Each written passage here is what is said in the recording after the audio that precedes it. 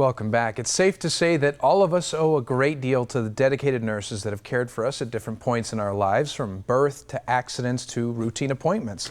The Arizona Nurse Honor Guard honors the commitment that they've made in special ways, and here to tell us more are registered nurses Susan Kinkade and Sandi Triplett. Thank you both so much for joining us here today. Thank you for having us. First of all, you look lovely. Thanks for dressing up for the occasion. We'll talk about the symbolism of what your outfits mean, but first, starting with you, Susan, what is the Nurse Honor Guard? So we were developed from an offshoot of the chapter in Phoenix to honor our nurses who have been our mentors, are working aside from us. You know, firefighters, police officers have ceremonies at the end of their watch when they're passing away, and so I think it's just really appropriate to honor those nurses, and it's a really nice ceremony that we do for them. And we're present at their request at their services or at their graveside or at individual memorials for them. Right. And just like those officers and those first responders that you mentioned, it's a real call of duty to be a nurse, isn't it? And so it's so appropriate to honor them in this way. So, Sandi, talking about the outfits that you're wearing, what's the symbolism behind them? These are the Florence Nightingale caps, and it's the way nurses used to dress. Right. Right, and there's something very special about your capes, too. Tell us about the story behind your capes.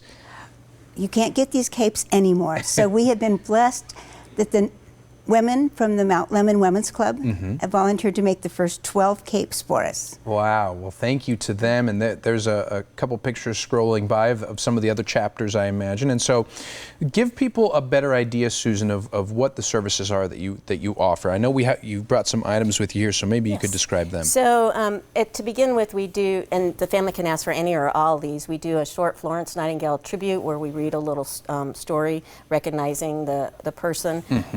The family's presented with this lantern, which is a traditional Florence Nightingale lantern. One of the members from Phoenix has made these wonderful boxes that they get, and the lantern goes in there, and the family is presented with that.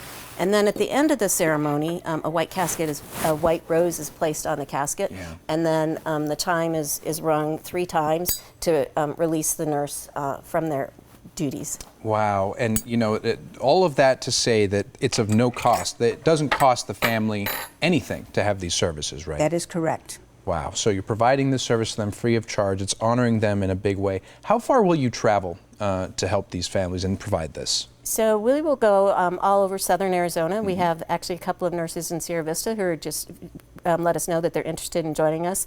And then we meet somewhere in the middle around Casa Grande, and then there's a group of nurses from up in the Phoenix area that will cover that part. So we're always looking for new members to help spread our word and our message and honor our nurses. Right, and you're just starting off here in Tucson. You're looking for new members. Who can join you if they're interested?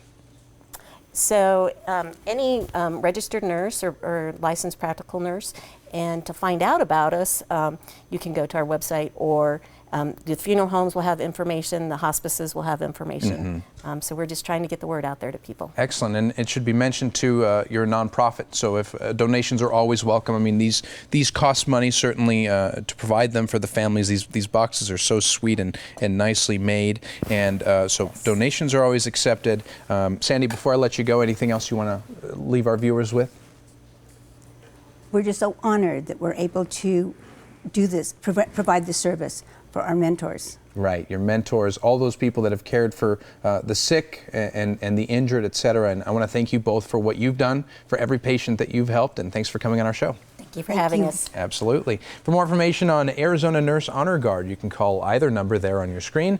And to learn more, visit ArizonaNurseHonorGuard.org or email PIMA nurses at ArizonaNurseHonorGuard.org.